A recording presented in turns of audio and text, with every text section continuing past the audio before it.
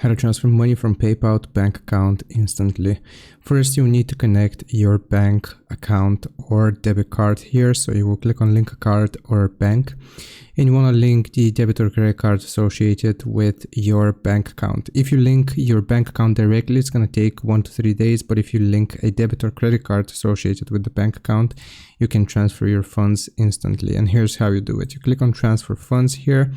Then you will click on transfer to your bank, and after you have selected this option, as you can see, we get the option to transfer it to our Visa card in this case, which is gonna have a 1% fee and it's gonna be in minutes, or you can transfer it to your bank account directly, but it's gonna take 1 to 2 days and it's gonna be free.